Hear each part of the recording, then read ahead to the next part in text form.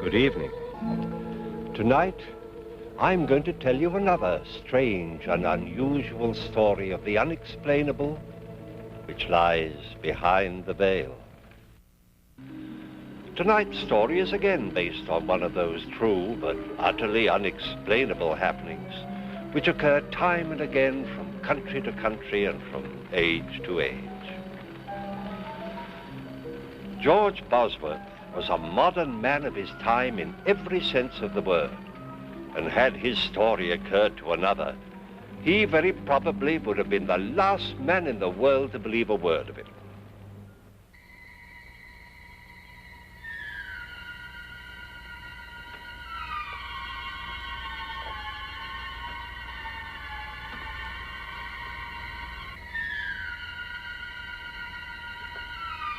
Hart Bosworth had had a busy day, and now, as the last customer left his shop, he prepared to close for the night.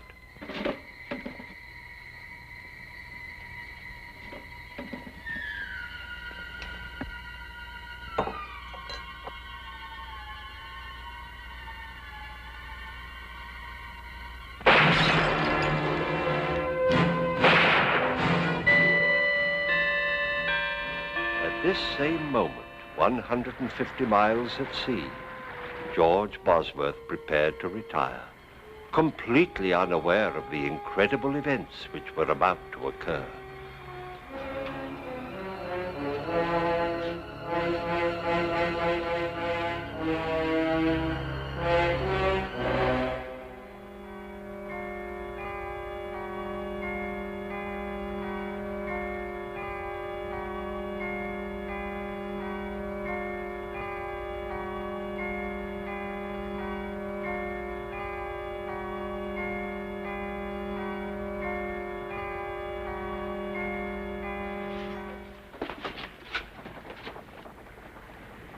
Captain!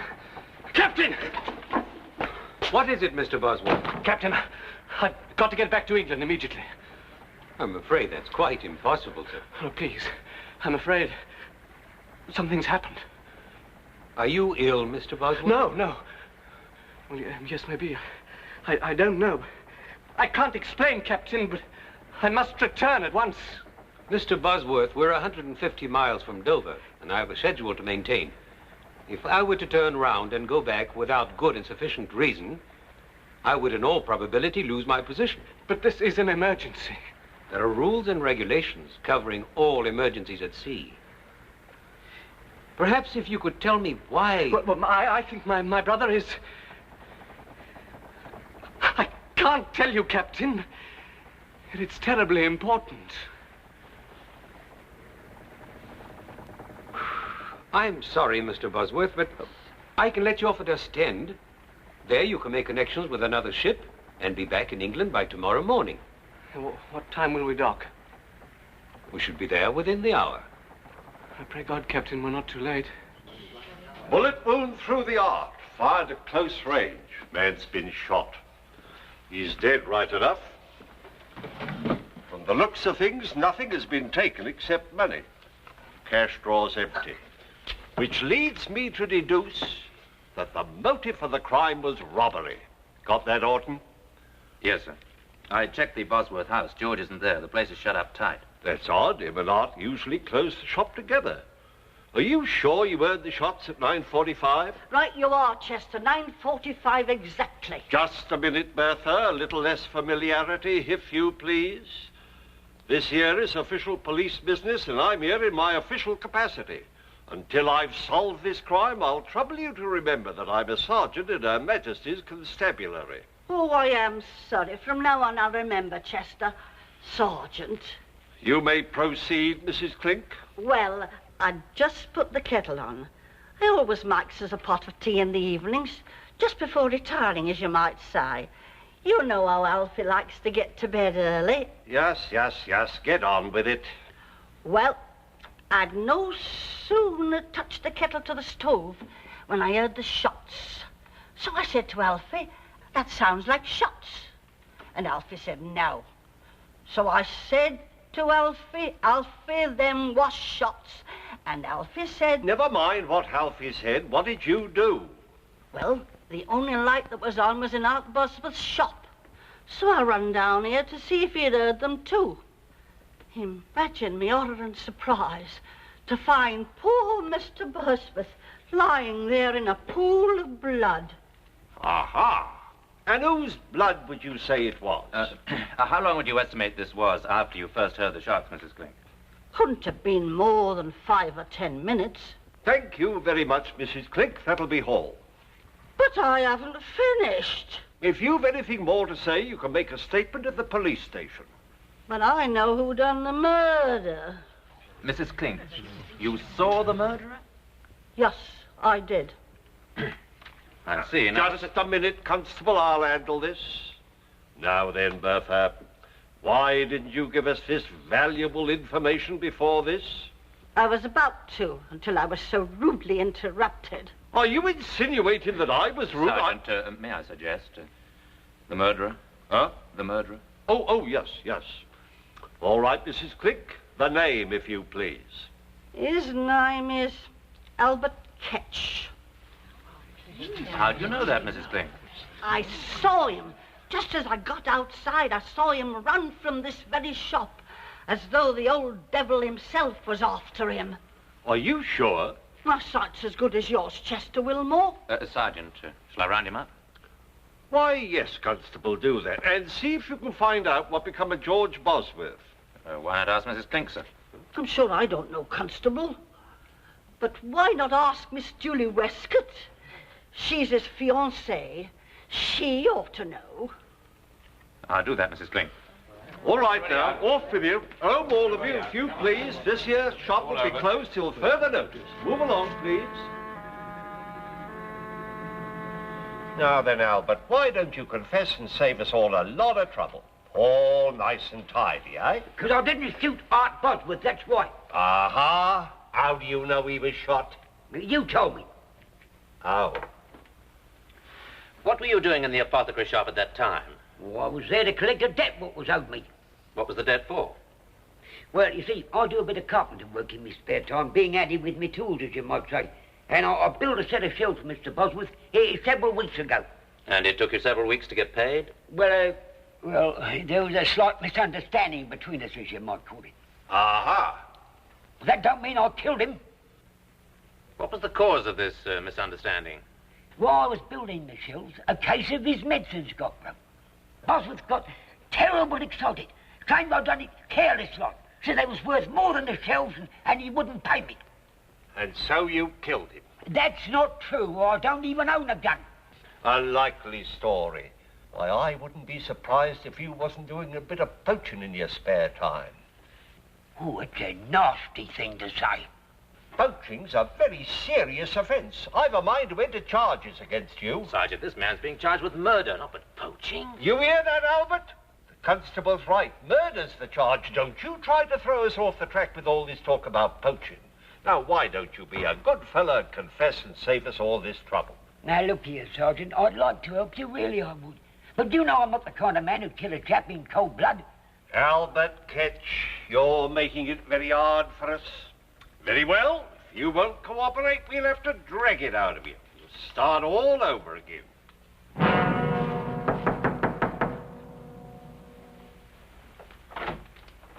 George, darling. What's happened? Come inside. Something's happened to Hart, hasn't it? Sit down. No, tell me. Yes, George, Hart is... Hart's dead. Too late. I'm too late. George, you were on your way to France. How did you get back so quickly? I had a feeling something was wrong. Who shot him? Who told you he was shot? Do they know who did it? The police have arrested Albert Ketch. Albert Ketch? But he didn't do it. Darling, I know this has been a terrible shock, but you weren't here. How do you know he didn't do it? Julie, please, take me on trust for now. Albert Ketch had nothing to do with Hart's death. Darling, you're upset. Why don't you lie down for a little while? I'll bring you some tea. No, please, I've got to convince the police that they're making a mistake. They've no reason to hold Albert. Darling, you asked me to trust you. I do. You know that. Can't you even tell me how you can be so certain? Julie, have I ever shown any signs of insanity? Of course not. Well, I haven't told you yet how I came back so quickly or why. I never even got to France. Because on the boat I had a vision. Of what? The whole thing. The whole thing? Yes. I saw the murder being committed.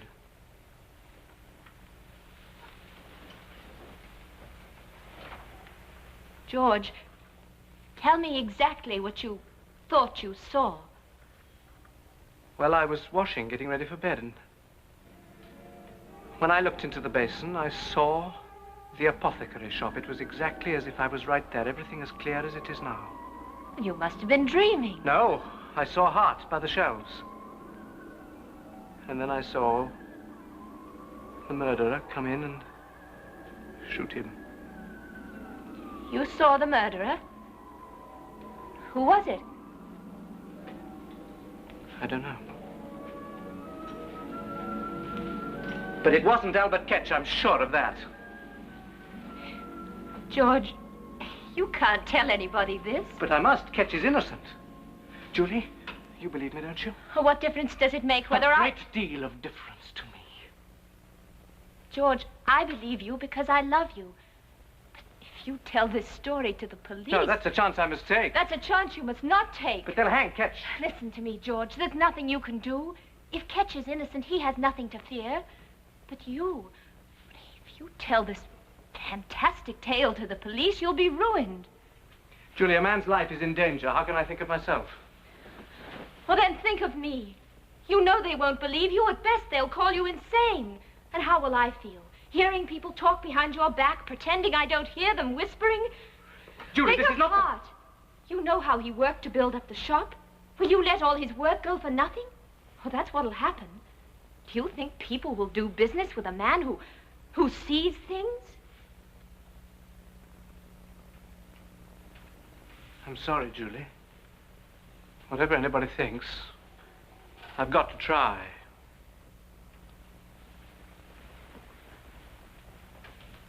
Very well, George. If you feel you must, I'll go with you. No, there's no need for you to become involved.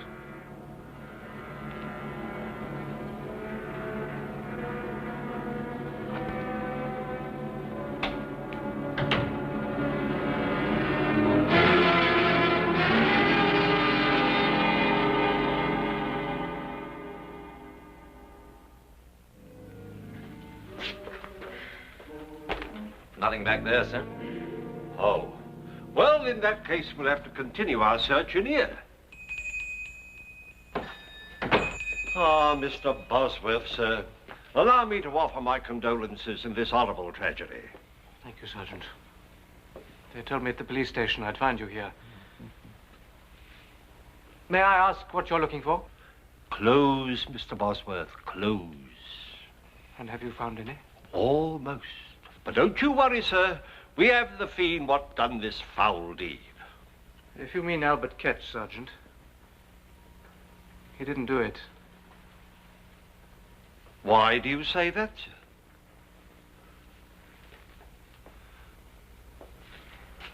Well, I ask you again. What makes you so sure that Albert Ketch is innocent?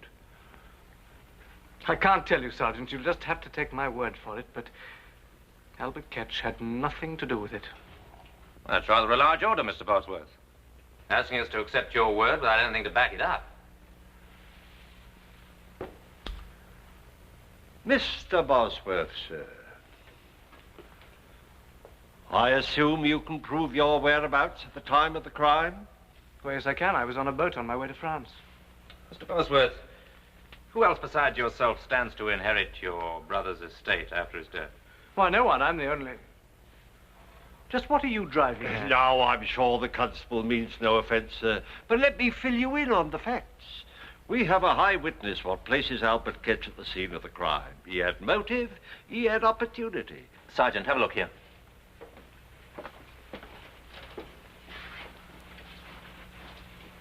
Looks like an O. It's a bullet hole, I think. Have I your permission to... Help yourself, Constable. It's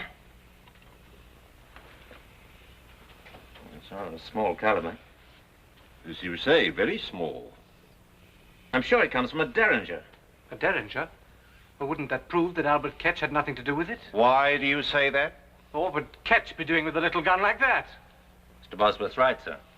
It's hard to accept the fact that Albert Ketch would be in possession of a derringer. Unless it was deliberately given to him by somebody. Now, look here, Constable. So you refuse still to tell us why you think Albert Ketch is innocent? I can't tell you, Sergeant. I'll submit a possibility to you, Mr. Bosworth. I'll submit it's possible you needed money badly enough to want your brother out of the way. I submit that your insistence on Albert Ketch's innocence may very well be more than just a desire to see justice done. And what do you have to say to that, Mr. Bosworth? Nothing. Am I under arrest? Not as yet, but I shall have to ask you to remain within call.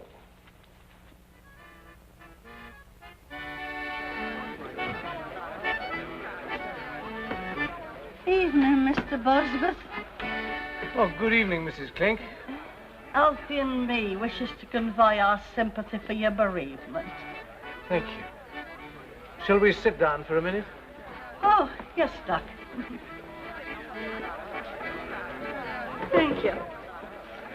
He was a fine man, your brother. A fine man. Always willing to extend credit until Pi died, and never too proud to step in and have a lift with us. And his scales was honest, too. Yes, it was a terrible shock to me, Mrs. Clink. I can well imagine, but never you fear. Albert Ketch shall get what he deserves. Why is everyone so certain that Ketch is guilty? Lord bless you. Who else could it be? I saw him myself. You saw him? Of course I did. Has nobody told you? That Chester Wilmore. I am the most important witness. Are there any other witnesses? Not a one, and no more are needed, I can tell you that. Of course, Miss Westcott might have seen the whole thing. Had she been there 5 minutes earlier. Julie? What's she got to do with it? Of course, she might have been killed if she had. Yeah, but tell me, how does Julie fit into all this? Well, I'd just stepped out of my house for a breath of air before putting the tea on for Alfie and me, when I sees Miss Westcott going into the apothecary's shop. And it was hardly 5 minutes later when I heard 2 shots. I runs outside, and there goes Albert Ketch tearing down the street. Naturally, I got the police, and it was hardly no time at all before they had him clapped in the pokey.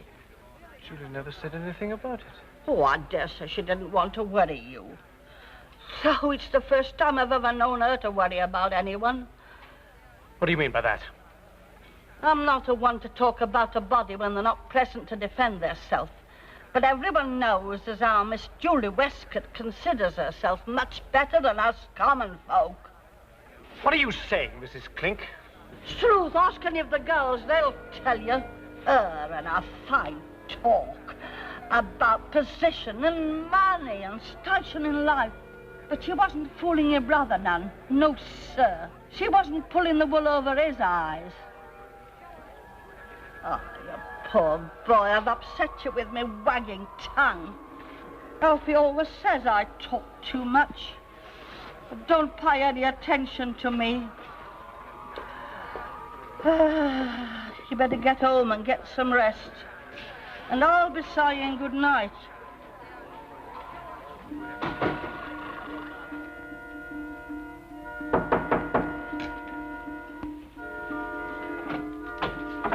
George, darling, I've been frantic. Where have you been?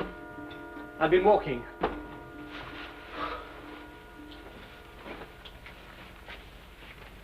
The police think I'm involved in Hart's death.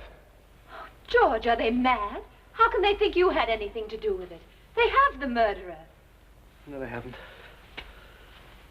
Ketch is no more guilty than I am. Will you stop saying that? The police think he's guilty. Isn't that enough? No. Why are you so intent on seeing him hang? I'm not. I just don't like seeing you so upset, that's all.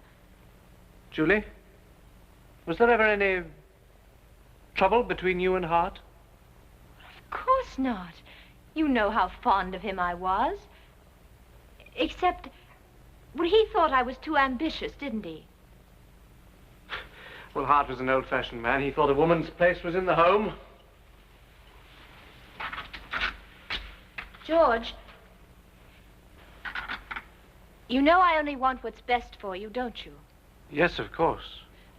A woman needs security, a home, children, a husband she can be proud of. I know, you've been very patient. Well, not really, George. There were times during the last 5 years when I wanted to scream. When I wanted to say to Hart, why won't you pay George enough money so we can be married? He's earned it. He deserves it. But that's all over now. We can be married right away, can't we, George? Well, once a decent interval has gone by. Darling, we'll be so happy. Mrs. George Bosworth. I can't wait to see my friends' faces when I tell them. They didn't think it would happen, you know, really. They didn't think I knew they were snickering behind my back. As if I couldn't tell what they were thinking. That Julie Westcott, she isn't getting any younger. If George doesn't ask her soon, she may not get any more chances. Aren't you exaggerating just a little? Well, perhaps, just a little. Now, promise me you'll think only happy thoughts while I make us some tea.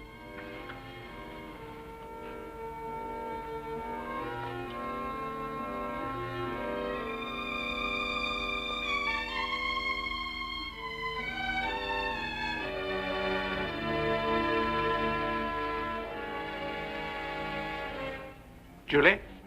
Yes, dear? About Albert Ketch. I've been thinking perhaps you're right.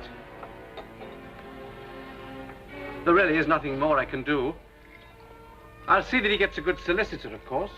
That's very generous of you, George. And as soon as I can, I'll put the shop up for sale. And then we'll be married and we'll move to somewhere... What's the matter? What did you say? We'll be married as soon as I can sell the shop.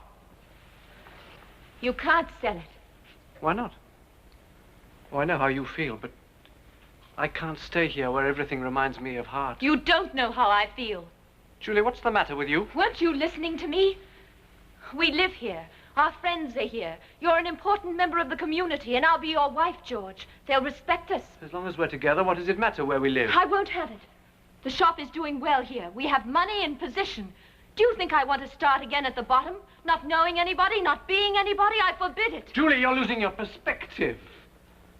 I welcome your help, but I must make my own decisions. Welcome my help? Well, that's funny, George. Without me, there'd be no decision for you to make. What are you saying? You've had 5 years to make a decision, but your precious brother stood in the way. Well, I made it for you. He's gone, and I won't let you throw away everything I've worked for. George, listen. I did it. For you, for both of us. How could you? Julie! I wanted you. I needed you. Hart stood between us, and I couldn't bear it any longer. But it's all over now, George. He's gone. There's just the two of us. And we'll be happy, George. You'll see. George, don't leave me. Please. I'm going to find Sergeant Wilmore. George! George!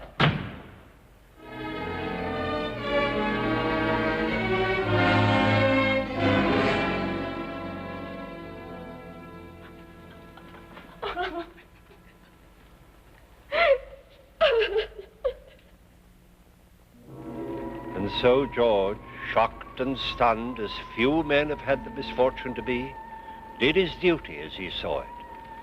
Bereft of brother, fiancé, he still had a life before him.